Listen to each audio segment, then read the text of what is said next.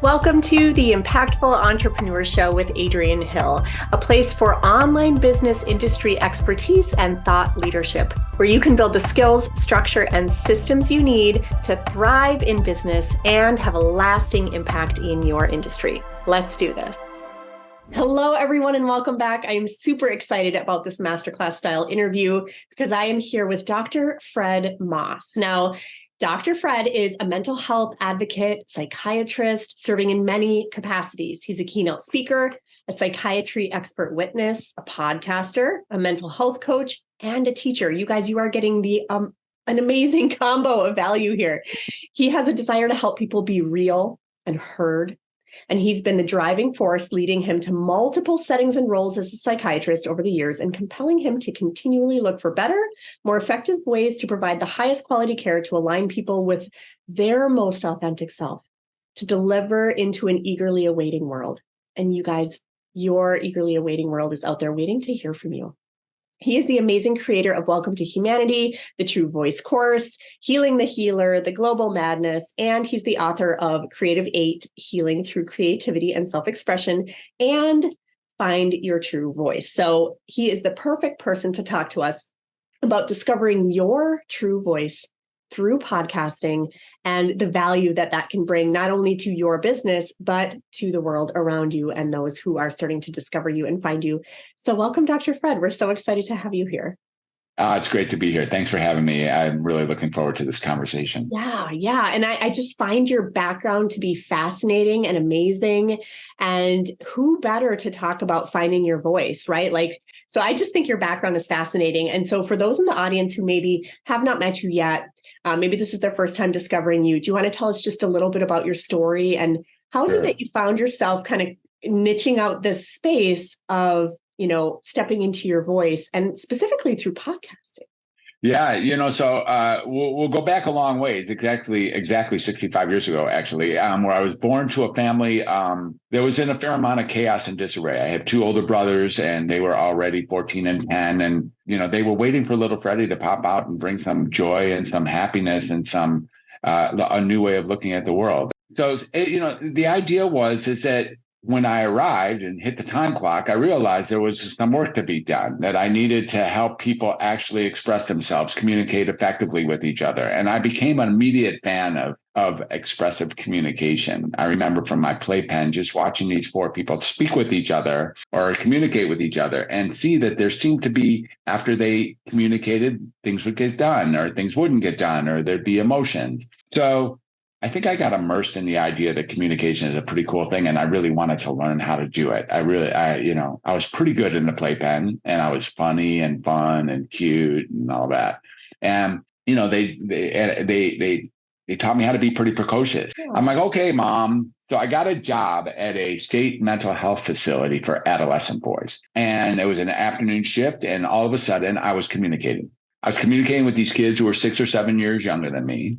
And we were both healing in the process. I didn't think any less of them. I didn't think of them as patients or sick or anything like that. They're just dudes. We just played, and talked, and it was fantastic. But the thing I hated about that was psychiatry. I hated psychiatry. I was like, why? What are you guys up to? Like we'd call the psychiatrist if Timmy and Tony got in a fight or if Jimmy was up too late.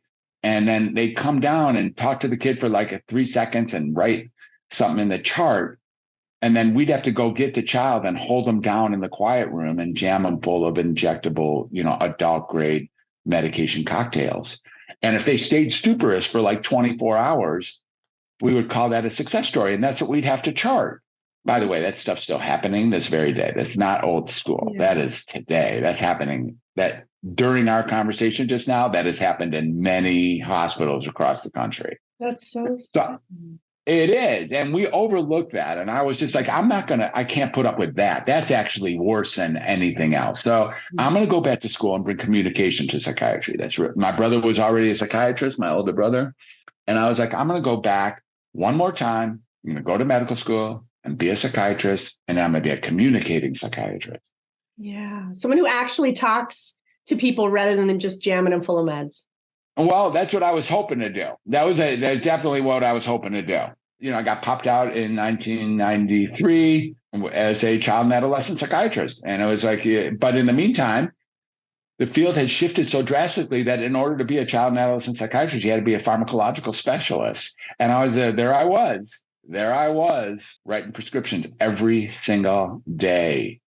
And each prescription burned me. Each prescription was a soul sacrifice. Yeah. Each prescription was a heartache. Every one. And I've written over 100,000 of them in my life. And every time I diagnosed someone, that was a heartache too. It's like, you're not what I'm about to tell you. You are. Like you got generalized anxiety disorder, or major depression, or post-traumatic stress disorder, which got developed while I was in school too. And it's like, well, I don't like diagnosing, I don't like medicating, but I'm hanging in there because maybe I can communicate underneath it all. And I use code words or something and talk to my patients like they're human. But the field shifted over time. The field became more and more and more constrictive and restrictive. And true voice was no longer what psychiatry as a field was about. Maybe some of the other disciplines in mental health. And now I am a psychopharmacological expert. And it was literally the last thing I wanted to do as a professional. I hung in there. And, life was kind of corrupt in some ways. It's, I still met beautiful people. I had 40,000 patients over my career, and I was all over the country and then all over the world. And my resume is just killer because I've had so many jobs in so many different places. But now that the reason that I have so many jobs is I was just looking for one that could work. Yeah. One that would allow you to put communication at the heart of what you're doing. I love your honesty on this topic. This is so groundbreaking. A psychiatrist who hates psychiatry and wants to get to true communication, true voice. Like, let's be real humans. Let's talk to each other. Let's figure it out.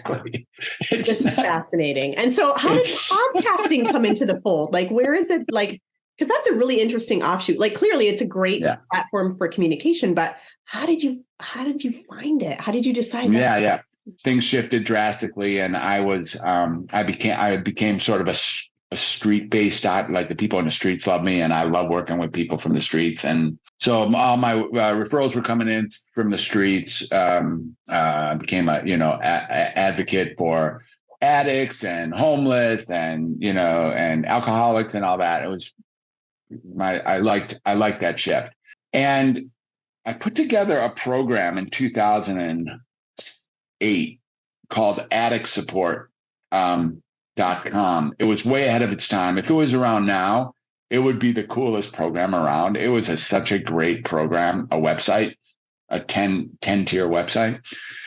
And that person was the person I worked with named Bo Bennett. He was on the front edge of what the future of psychiatry, what the future of computers was going to be like. And we had just started podcast. He had just started podcasting, and it was like I did a podcast as a guest in his show. I didn't even know what a podcast or a blog really was. Yeah. And I loved it. I knew that I was like tailor-made to be a podcaster or a podcast guest. Like, you just felt something inside you where you were like, this is my jam. Like, this is. Yeah, it's been my jam since that first day out. Since 65 years ago. It's been my jam for the whole time, right? Like, it's my jam as a kindergartner when I'm actually talking shit while the rest of my kids are picking their nose and throwing blocks. That's so it's really just been my jam the whole time. It's and now as podcasting has grown, it was just a natural. So 2015 and 16, when developing the Welcome to Humanity brand, it was very clear that my partner there, Ryan, who was actually, as it turns out, now I think of it, was also my partner 8 years before in the addict support job.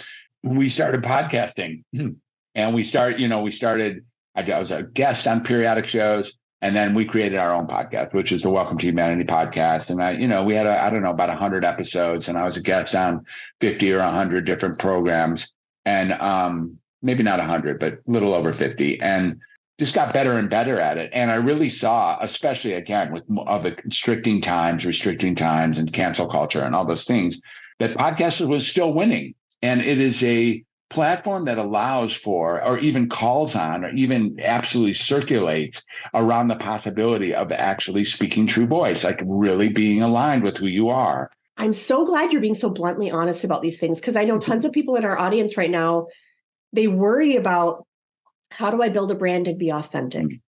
Mm-hmm. Yeah. Right? How do I be my real self when I'm worried about people judging me? How do I show up when I'm freaking terrified? I mean, those are very real things that people experience. They're very real.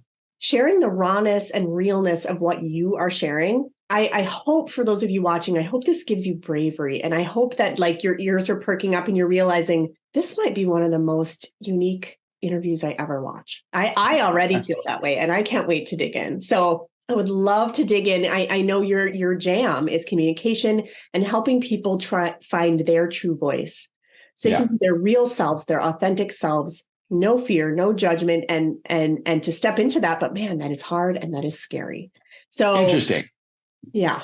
I think people think it's hard and it's scary, but the alternative is harder and scarier. So let's keep this in mind. Like, let's just be real here. Let's be real here. And how many of you are already finding it so refreshing how real Dr. Fred is right now? Like, he's not, you can tell he's not feeding you a line of BS. He means every single word he's saying right now. And that, like, being on the receiving end of that feels amazing. And you can do it too. So I know as people start trying to find their voice on social media, their voice in online business, their voice in marketing, messaging, like, what's stopping people from speaking their honest truth, their real voice? It's a great question. So, you really already touched on it. There's this notion that we learned over time, because in the conventional educational system, we really learned to sit down, be quiet, regurgitate what we see the teacher or the professor put on the board. And the more accurately we can actually say what he said or she said, the better our grade. And we get to move ahead into higher levels of conventional education. And as long as we can repeat what someone else says, even if it's not aligned with who we are, we get good grades, and we get to move into the next level, like a video game of life. Mm-hmm. Trying to be someone that you're not in order to protect the person that you are is completely and totally preposterous, absurd, and ludicrous. Because ultimately what people want more than anything in the whole world, and like what anyone really wants, is to be heard for who they are. That's what you want. That's what I don't have to ask you. Is that what you want? It is what you want. It's so funny you say that, because I say it all the time. We as humans, and I don't care who you are, we all have a fundamental need to feel seen, heard, and understood. Exactly, for sure. Mm-hmm. Yeah, at the heart of all healing is human connection. And in order to be connected with somebody, you have to deliver your authentic self. Otherwise, you're connecting them to something you're not even. Yeah. So you view podcasting as a powerful way for people to get their true voice, their true opinions out there, to connect with other people who are like, you know what? I kind of agree with that. Yeah, of course they agree with it. There's nobody who doesn't agree with it. If you actually don't agree with it, if you really think you should keep lying in order to get through the world, then maybe this stuff isn't for you. But if you really think that it's time to get out there, it's like 11:59 out here, the world, it's not clear that even tomorrow is coming. It's time to start being your real self. Like, now is the time.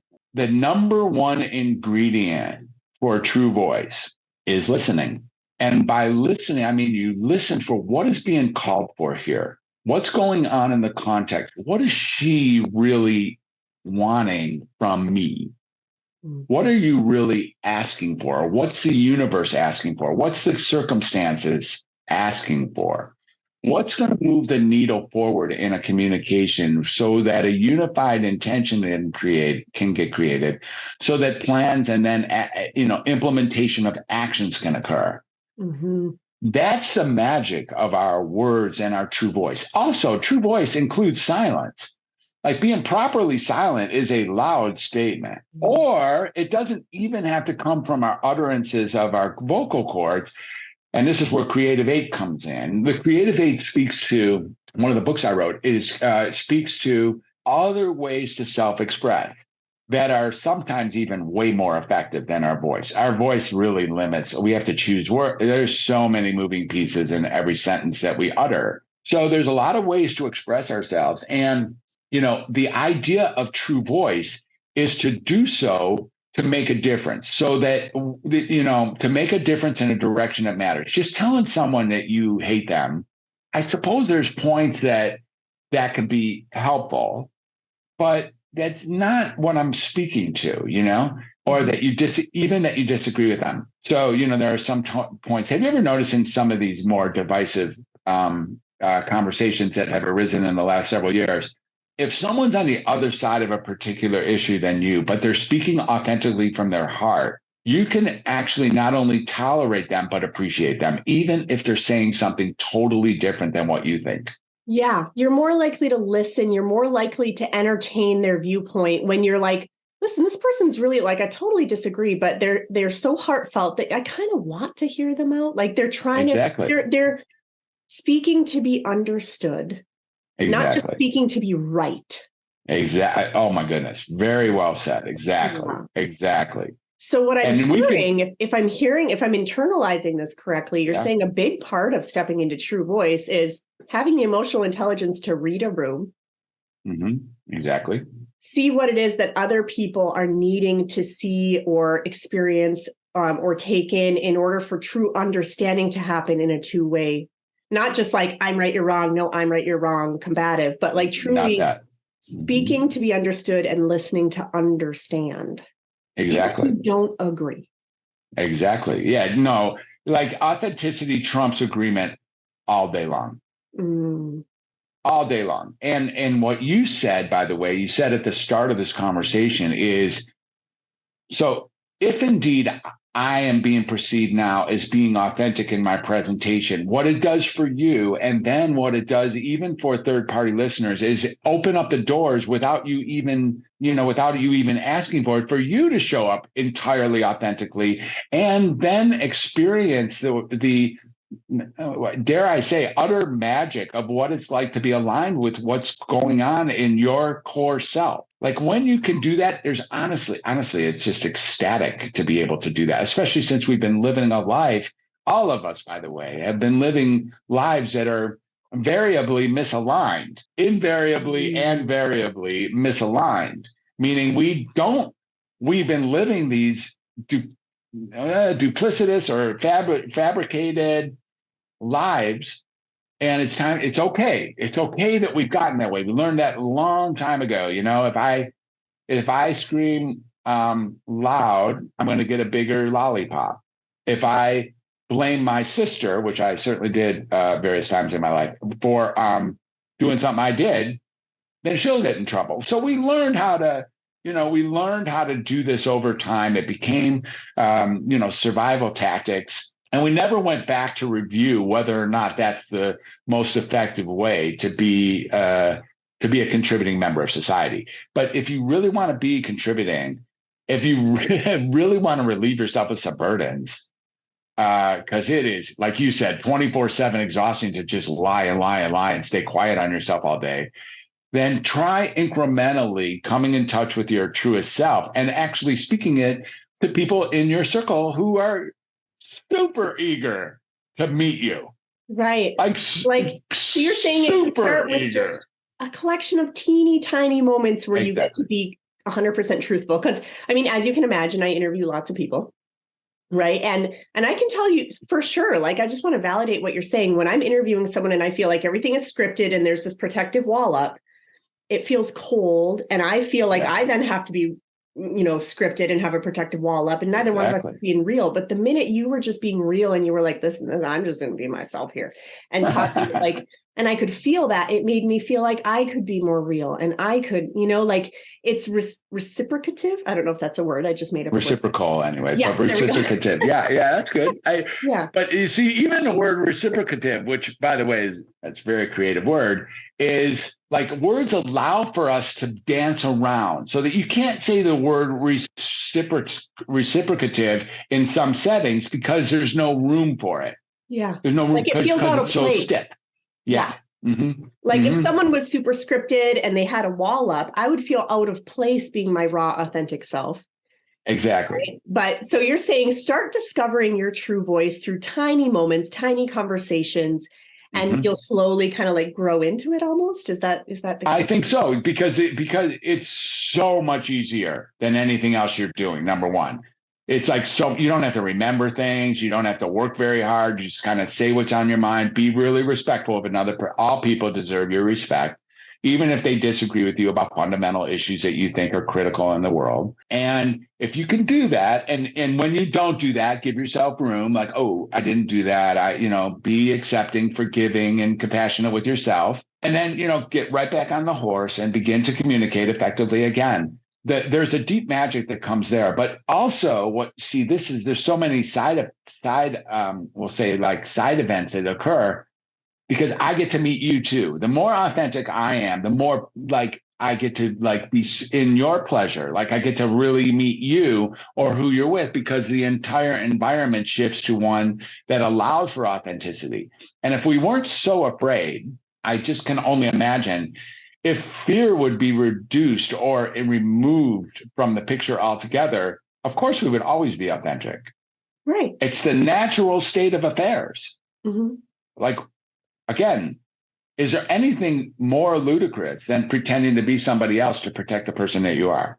What is it? Seriously, it's like the definition of insanity. Like it is. It is. It's so counterproductive. It's so counterproductive. Yeah. And we all know it. We all do it. We all can laugh at it. But my goodness, might it be the actual fuel that's threatening the base of humanity and right from the very core? I totally agree. And I learned a long time ago, I would rather be one person's shot of vodka than everyone's cup of tea. Yeah, I see that you live that out. I get that completely. Like I'm sure there'll be some people who watch this interview and for some reason it triggers them. They don't like it and they tune out. But there's going to be far more people who are like, these people are my people. Yeah, like, this is my, I hope so. That's what I want, And so you just trust that you'll repel the people you're meant to repel and you'll attract the people you're meant to attract and just let it happen. Yeah. Exactly. And you get one life and you're right. You're going to have opposition. You might even have haters and you might, and with the whole idea of like bots and trolls, even if you don't have haters, you'll have haters. And you get one opportunity here and, inside of human communication and conversation comes the possibility of connection. And inside of connection, in my evaluation, 40,000 patients later or 65 years later, whatever you want to say, at the source of all healing is human connection. Connection. Yeah. All healing. Mm-hmm. All healing, not just like mental health healing, like all healing. I just want to validate that. I'm going to share something a little personal, but I think it's because it's validating. I have a brother who struggles with mental health and he was diagnosed as bipolar. And he shared with me the times that he feels himself spiraling into dark places is the times when he's lacking connection with other people. For sure. Mm-hmm. And as soon as he feels reconnected and loved and heard, his mental health completely turns around.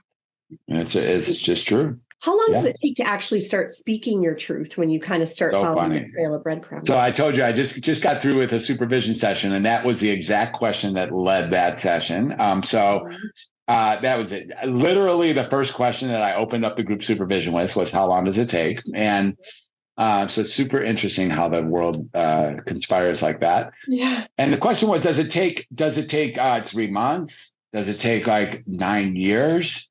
Does it take a lifetime? Does it take practice? Is it like the minute you figure it out, you die, and that's the end of your story? That's it. Yeah. Or does it take 1 second?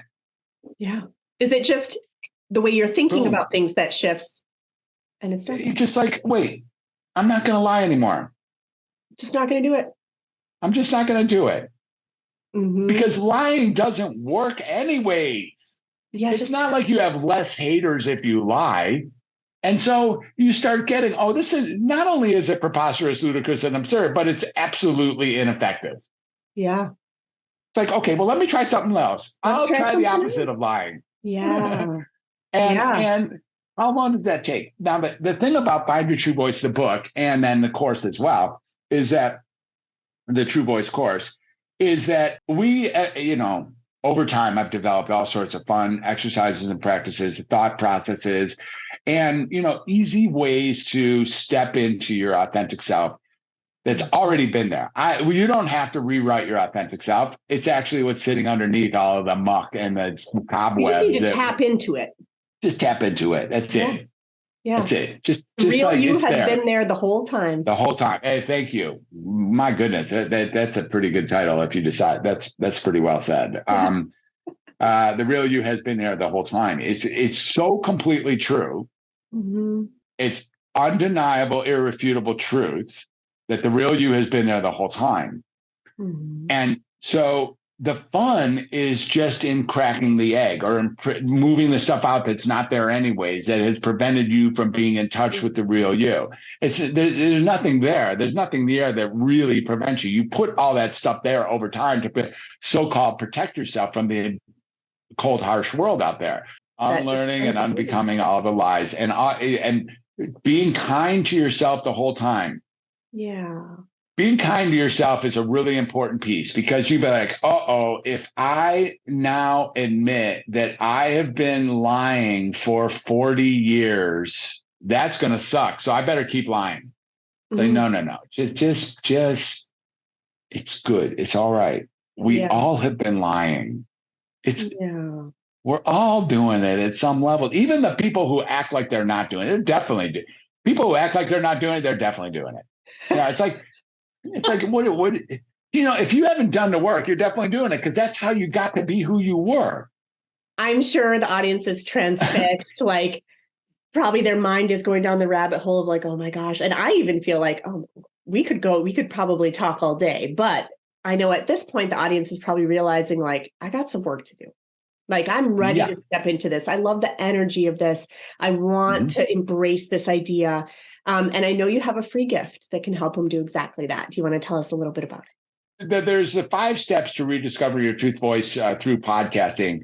There's that. And, the 5 steps to authenticity, there we have that, right? Mm-hmm. And that's a very cool gift. The next thing we have is that I'm gonna give you a copy of the Creative 8 book. Yes. The Creative 8 book and the Find Your True Voice book. So the Creative 8, we got a PDF that you can access, and that'll really show you the other ways to communicate. And then the Find Your True Voice book I'm very proud of this book. I read it myself months after I wrote it. I'm like, who wrote this thing? It's like, this is great. I love this thing. I was like, it was me. I'm like, I would have said that. I was like, oh yeah, I did say that. I kind of nailed it. Yeah. So I really like the book. It's fun. And then also 30-minute discovery call. That's really, something that I think I'd like to offer to the VIPs anyway. Something like, if this is something that turns you on, if you're really ready to look, when you find your true voice, that relationship of yours is going to go through the roof. Yeah. That relationship that's getting stale.